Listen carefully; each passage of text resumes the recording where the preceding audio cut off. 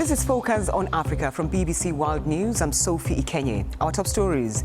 The continent as one. The African Free Trade Agreement comes into force. Can it live up to its promises? We are creating a large market, and when we have that, the possibilities for employment generation are going to improve. South African President Cyril Ramaphosa announces his new cabinet with half of the jobs going to women. United in white, hundreds of Kenyan women attend a vigil to bring attention to sexual violence and femicide. Also in the program, good hair everywhere. The woman on a mission to make all salons here in London embrace Afro hair. You shouldn't be turned away. You shouldn't feel like you're an alien. It's 2019 now. Every salon in London especially should do Afro hair. And in sports, South Africa lose their opening game at the Cricket World Cup by 104 runs to hosts England.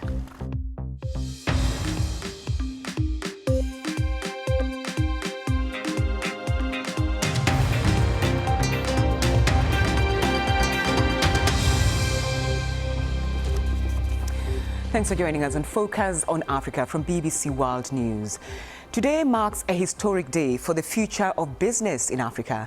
The African Continental Free Trade Agreement came into effect. Countries have until July to define how it will work in practice, and then we'll start to see what difference it could make to lives across the continent. Maggie Mutesi from Africa Business has been taking a closer look.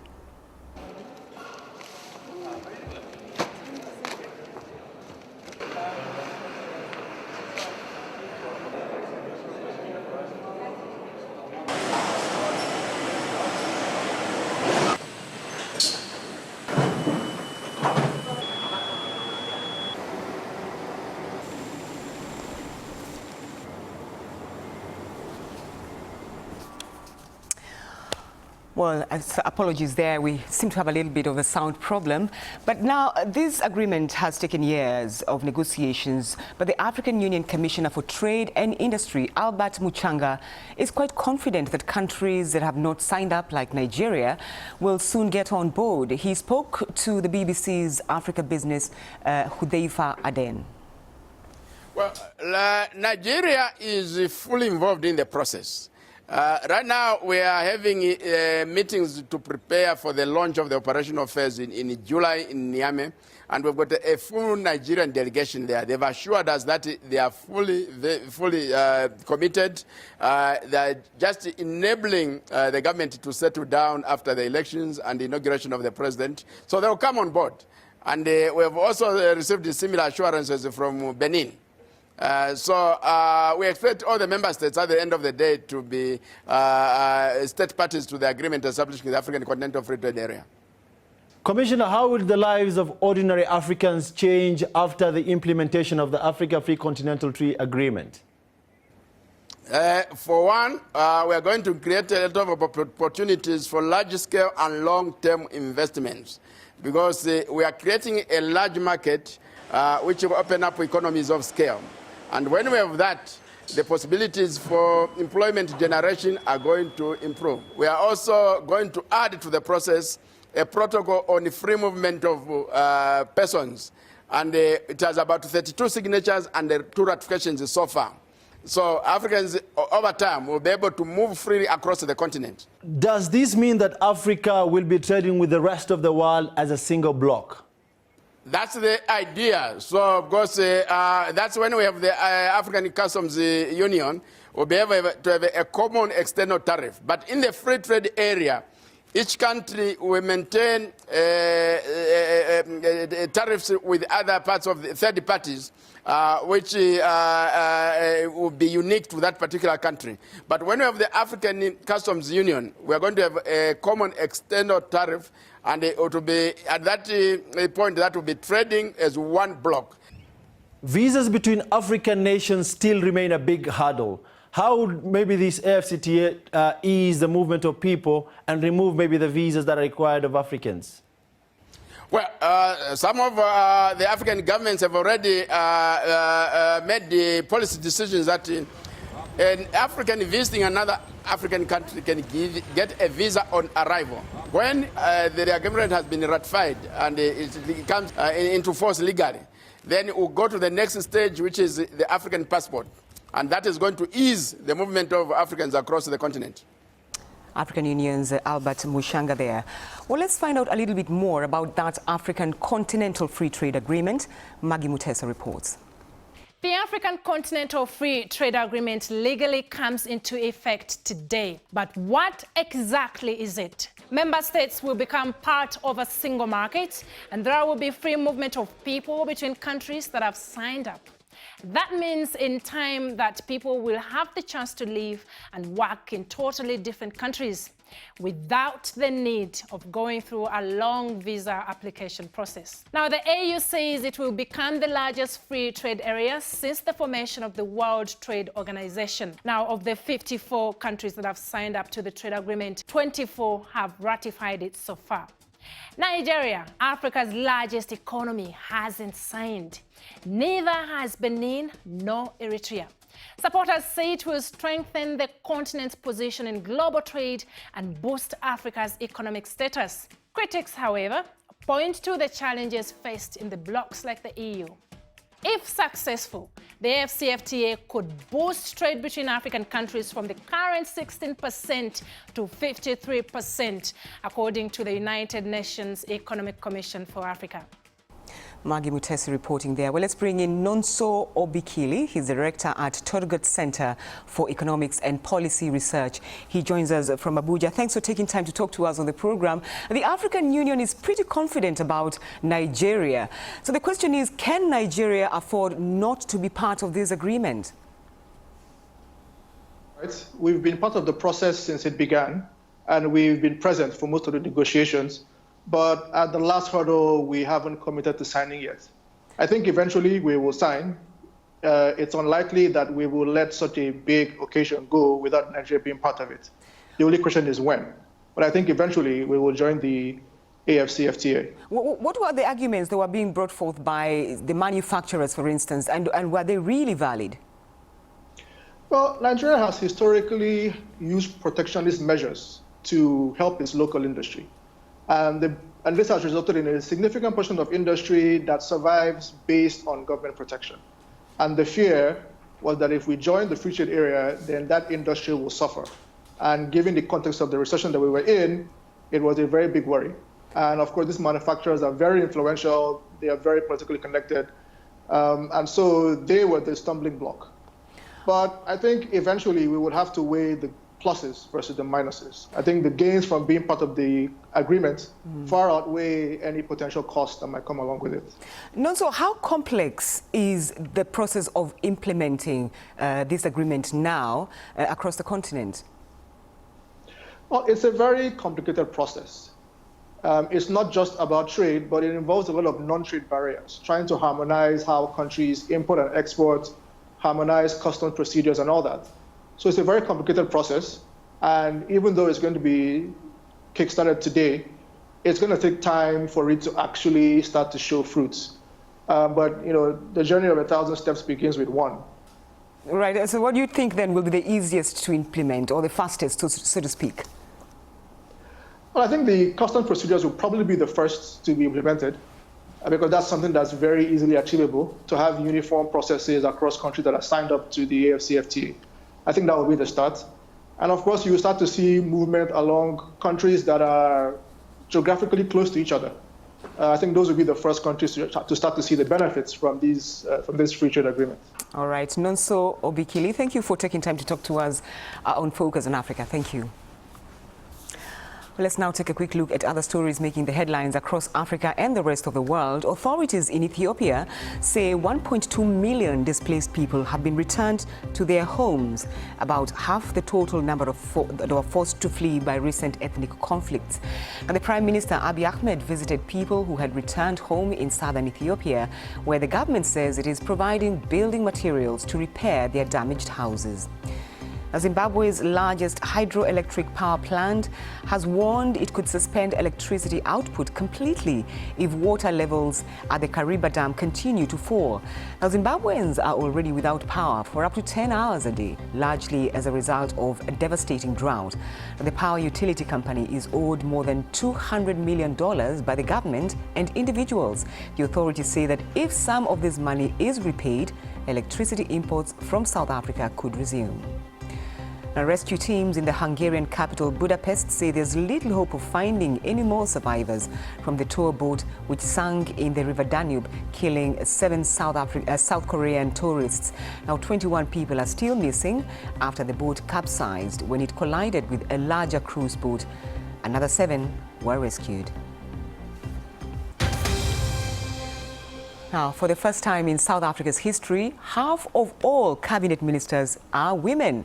President Cyril Ramaphosa has also slimmed down what he called a bloated cabinet. His party, the ANC, won a general election earlier this month. So what do South Africans make of this move on more women ministers?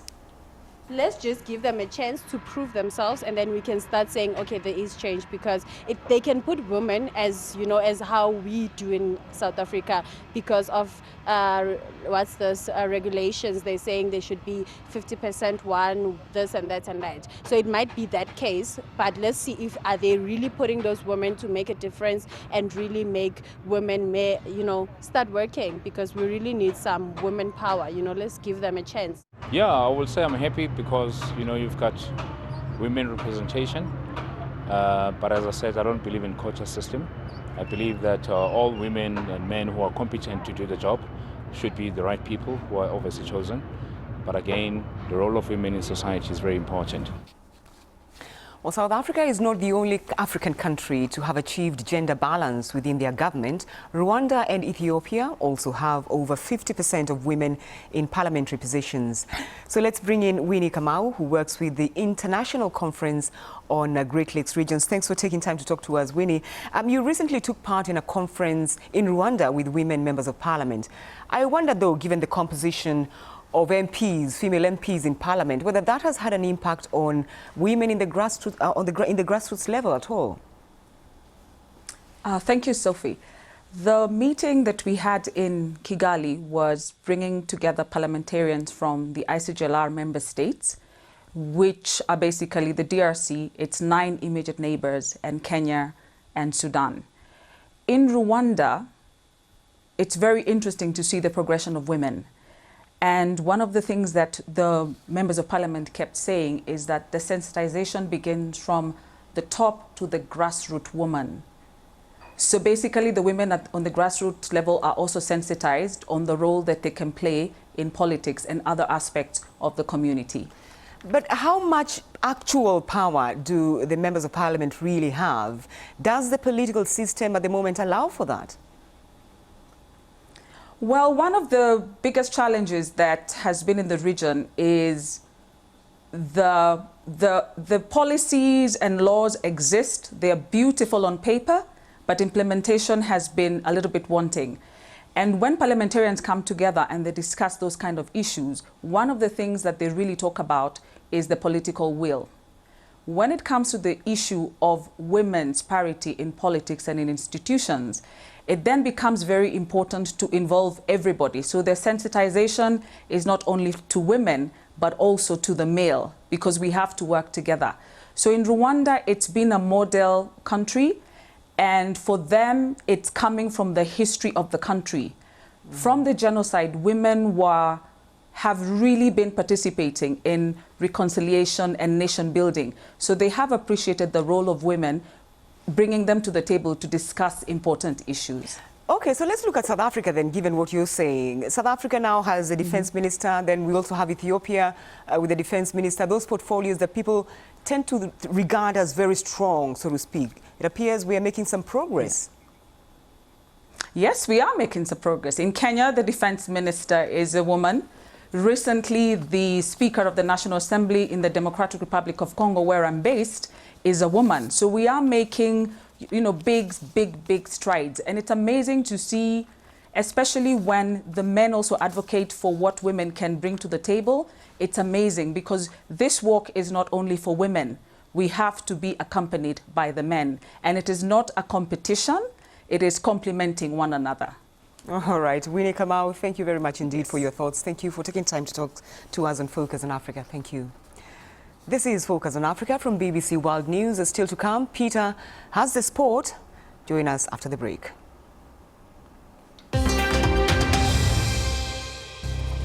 I'm Sophie Ikenye and you're watching Focus on Africa from BBC World News. The top stories on this program: the free movement of goods, people and investments across the continent is a step closer as the African Continental Free Trade Agreement comes into force. Now, South African President Cyril Ramaphosa has unveiled his new cabinet with half of the jobs going to women.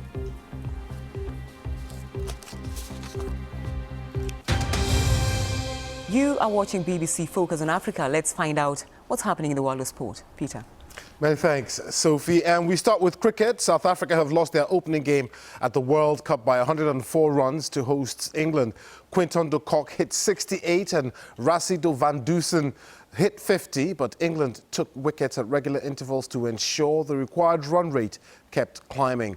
Earlier, South Africa did well to limit England to 311 for 8 in their allotted 50 overs. The president of the Nigeria Football Federation has denied allegations that he, along with 4 other top officials of the body, have been siphoning funds. The BBC broke the news on Wednesday that Amaju Pinnick and 4 others are due to appear in court in the capital Abuja on the 1st of July. The charges include failure to declare their assets and alleged disappearance of over $8 million paid to it by FIFA. Mr. Pinnick has been speaking to the BBC's Oluwashino Okeleji. We know that this is a motive. The motive is purely annihilative. The motive is purely destructive. And like I keep saying, it's a deep-seated emotional, obsessional, delusional hatred. How damaging is all of these stories and everything going on? It's not everybody that must be on one side. If everybody is clapping for it, then you know there's a problem.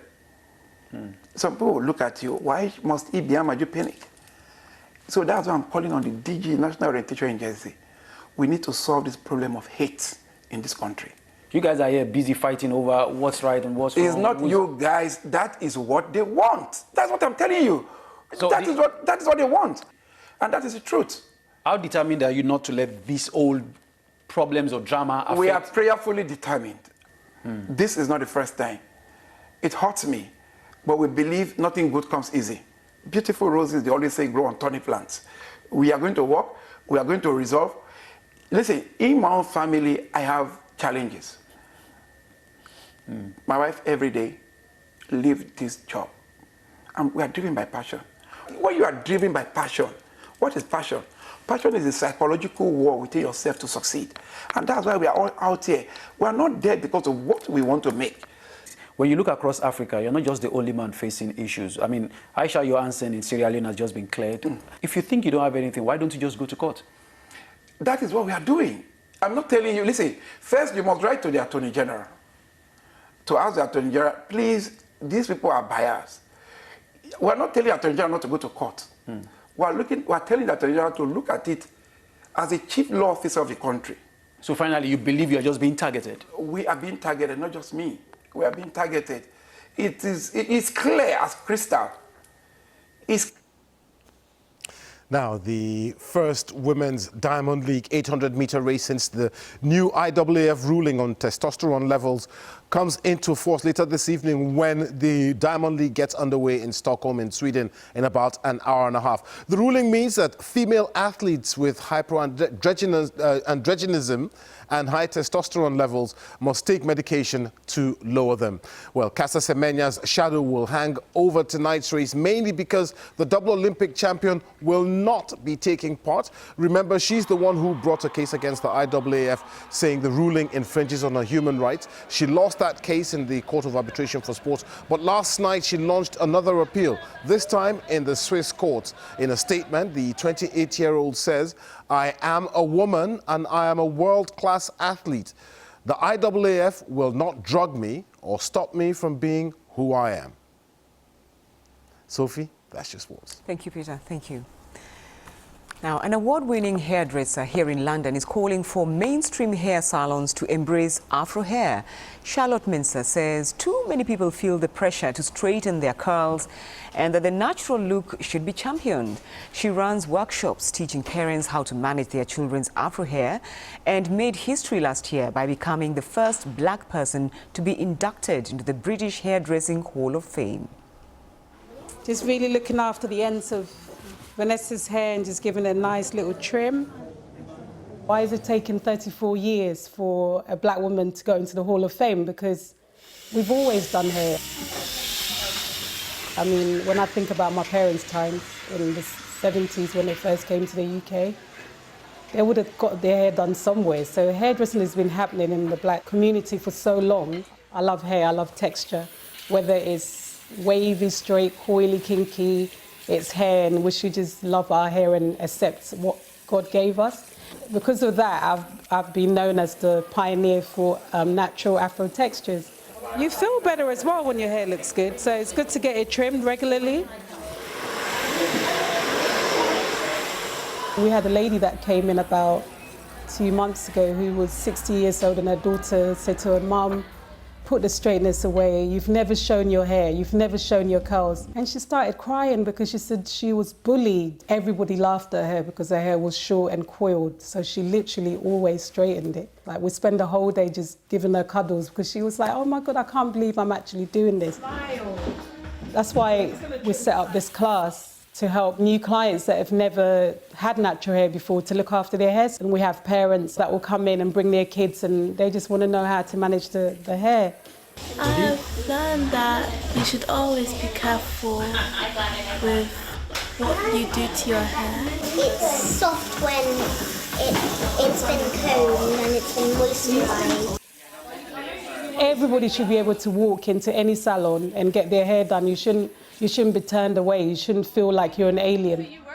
It's 2019 now. There should be, like, every salon in London especially should do Afro hair. Now, let's go to Nairobi because hundreds of women are currently holding a vigil to bring attention to the issue of femicide in Kenya. The vigil is taking place at University of Nairobi. So let's go straight to Mercy Juma, who is there. Mercy. Yeah, thank you, Sophie. Indeed, we are at the University of Nairobi grounds in Nairobi, and we have just concluded actually the vigil that has been ongoing for the last about 3 hours. Hundreds of women have been camping here and a handful of men protesting and airing out their grievances about issues of femicide in Kenya. Statistics show that about 50 women have been killed by their partners, husbands, since the beginning of the year, and it has been a pretty intense moment, a pretty somber mood. Just a few minutes ago, we had a couple standing on stage talking about how 2 weeks ago they buried their daughter who had been allegedly killed by her husband. And these women have presented a petition to the government. And with me here, I am joined by the executive director of FIDA,